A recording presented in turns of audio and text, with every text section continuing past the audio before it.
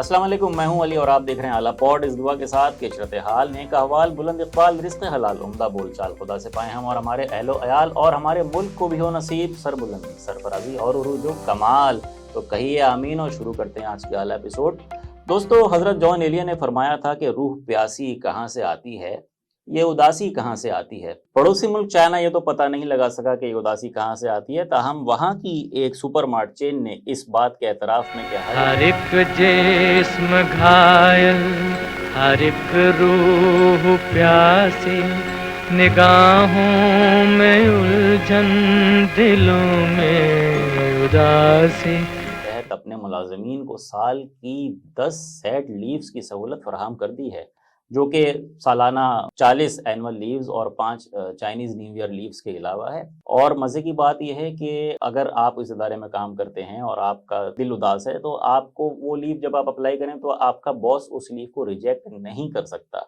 यानी कि आपने सिर्फ उसको मैसेज भेजना है कि आज तो बेसबब उदास है जी, इश्क होता तो कोई बात भी थी। और आगे से आपका बॉस आपसे पलट के ये नहीं पूछेगा कि तू जो इतना उदास है नासिर, तुझे क्या हो गया बता तो सही।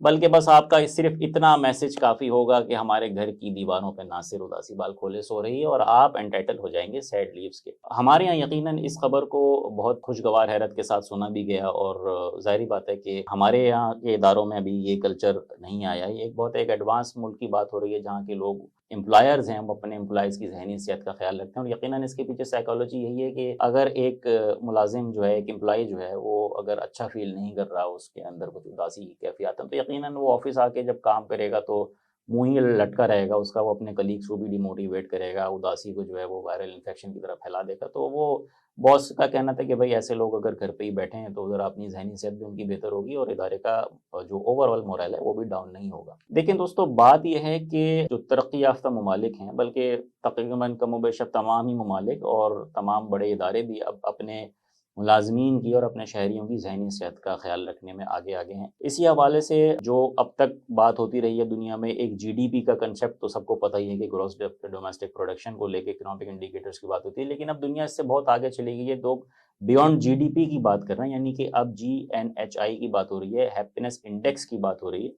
जी हाँ, हैप्पीनेस इंडेक्स, जो कि किसी भी मुल्क के अवाम कितना खुश हैं अपने मुल्क से, अपने मुल्क की पॉलिसीज़ से, उसको अकाउंट फॉर किया जाता है और उसके तहत उन ममालिक की रेटिंग की जाती है। इस कंसेप्ट का जो इनिशिएट किया गया था, इस कंसेप्ट के बानी आप सुन के हैरान होंगे। बहुत छोटा सा मुल्क है, मुमलिकत है भूटान। भूटान के जो बादशाह थे, जिनका नाम किंग जिंगमे वांगचक था, 1970 की दहाई में इन्होंने ये कंसेप्ट पेश किया। और देखें, भूटान जो असली जो रियासत भूटान है, ना कि वो वाली भूटान जो कि अमूमन हम मीम्स में इस्तेमाल कर रहे होते हैं। तो वहाँ के जो किंग थे, उन्होंने एक कंसेप्ट दिया, जब आप जीडीपी की बात करते हैं तो वो यकीनन इकोनॉमिक डेवलपमेंट की तो इंडिकेशन दे रहा है, लेकिन उस इकोनॉमिक डेवलपमेंट की जो कॉस्ट है उसको वो अकाउंट फॉर नहीं कर रहा। कि मिसाल के तौर पे आपने शहर के मज़ाफ़ात में जो आपका एग्रीकल्चरल एरिया है, अगर आपने उसको डिस्ट्रॉय करके हाउसिंग सोसाइटी बना दी है, आपने बिलें लगा दी हैं, तो आपने सड़कें बना दी हैं, तो हो सकता है कि वो किसी हद तक आपकी इकोनॉमिक कंट्रीब्यूशन तो दे रही हो, लेकिन ये कि जो वहाँ के रेजिडेंट्स हैं, जो वहाँ के मुतासिरीन हैं, जो वहाँ के शहरी हैं, उनकी ज़हनी सेहत या ओवरऑल जो सोशल पार्टिसिपेशन है उसके ऊपर उनका क्या इम्पैक्ट है, उसको अकाउंट फॉर नहीं कर रही होगी। हैप्पीनेस इंडेक्स जो है वो life satisfaction, feeling of happiness, और इसके अलावा दूसरे जो हैप्पीनेस डोमेन्स हैं, साइकोलॉजिकल वेलबींग वगैरह, इनको इनसे रिलेटेड कुछ सब सेक्शंस हैं, उनसे मुंसलिक सवालात लोगों से किए जाते हैं सर्वे के तहत, जिनमें कोई 9 से 10 पॉइंट्स जो हैं, इसमें साइकोलॉजिकल वेलबींग है, या आप स्क्रीन पे देख ही रहे होंगे, ऑप्टिमिज्म है, इसमें सेंस ऑफ पर्पस है, सेंस ऑफ अकम्प्लिशमेंट है, फिर हेल्थ है, उसमें एनर्जी लेवल आपका कितना रहता है, हफ्ते के किस दिन कितना ज़्यादा होता है, पिछले हफ्ते के मुकाबले में कितना कम रहा, इस तरीके के सवालात हैं। टाइम बैलेंस है कि आप के पास क्या अपने जो आप कमाई कर रहे हैं उसको उस कमाई को एंजॉय करने का भी आपके पास वक्त बच रहा है, या बस गधे की तरह जो है आप एक जॉब से दूसरी जॉब, दूसरी जॉब से फिर वीकेंड के ऊपर भी जॉब आप करते चले जा रहे हैं।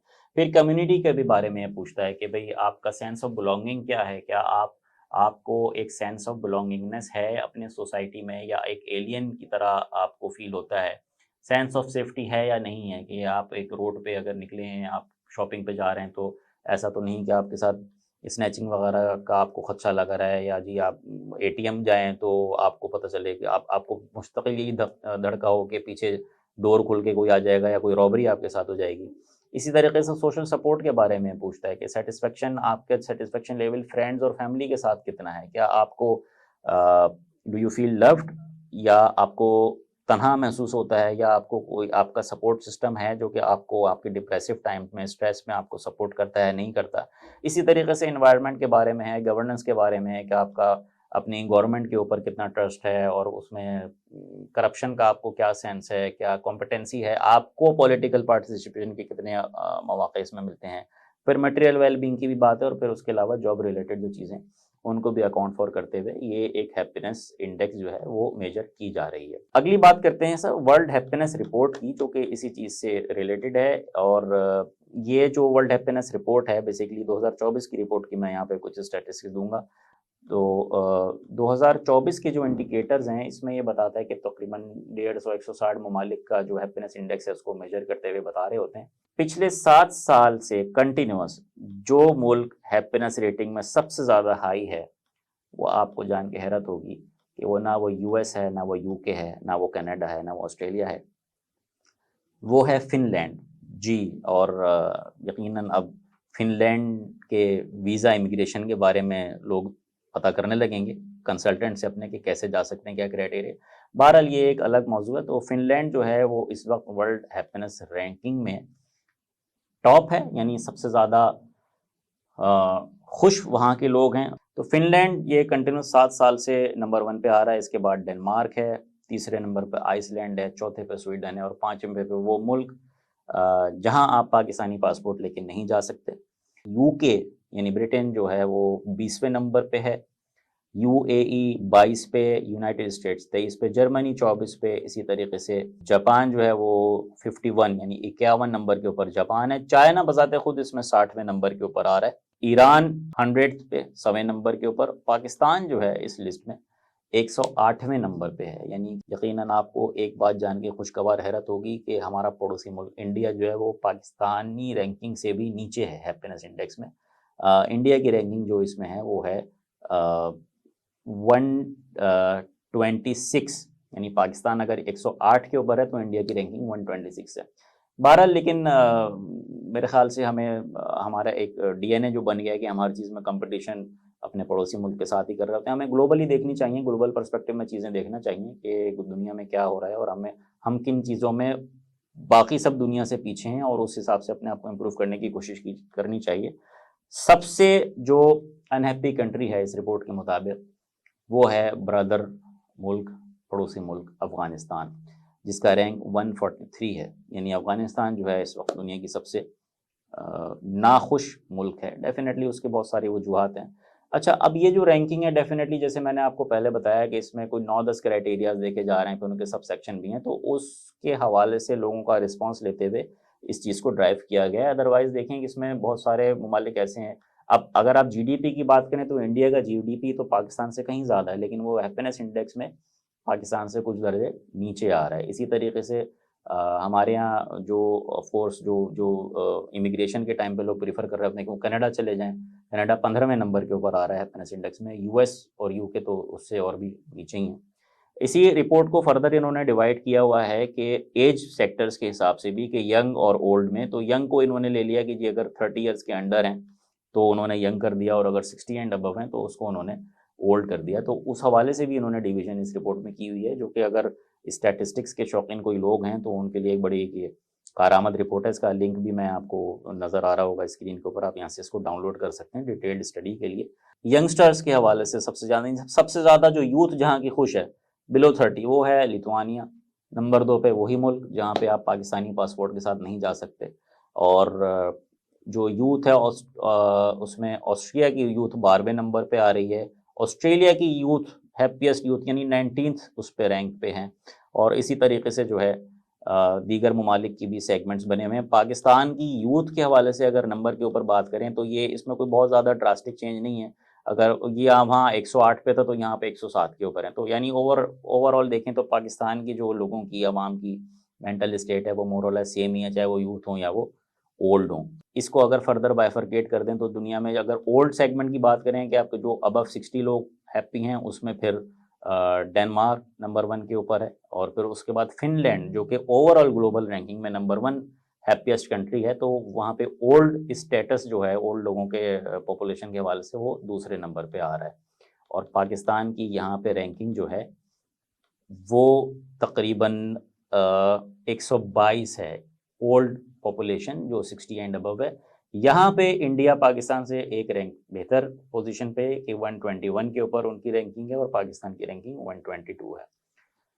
یہ رپورٹ فردر پھر آگے اس میں پھر بہت ساری ڈیمارکیشنز ہیں کہ وہ ان کی میل فیمیل کے اوپر ڈویژن کے اوپر بھی، اور چائلڈ ایڈلٹ کے اوپر، تو it's a very detailed report, یہ آپ ڈاؤن لوڈ کر سکتے ہیں، اس کو دیکھ سکتے ہیں۔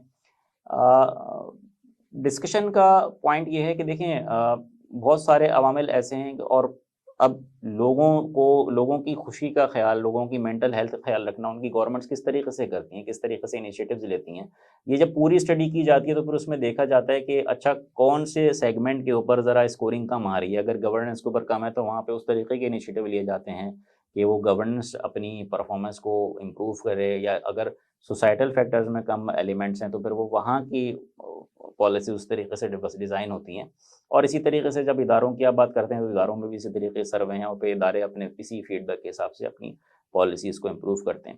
دیکھیں جہاں تک انڈیویجول کی ہیپینس کا تعلق ہے تو یقیناً اس میں بہت سارے عوامل ایسے ہیں جو کہ اداروں کے ہاتھ میں ہیں، یا بہت سارے عوامل ایسے ہیں جو کہ گورنمنٹس ہی کر سکتی ہیں، لیکن ہاں انڈیویجول کیپیسٹی میں جو آپ کر سکتے ہیں خوش رہنے کے لیے، خوش رہنا بڑا امپورٹنٹ ہے۔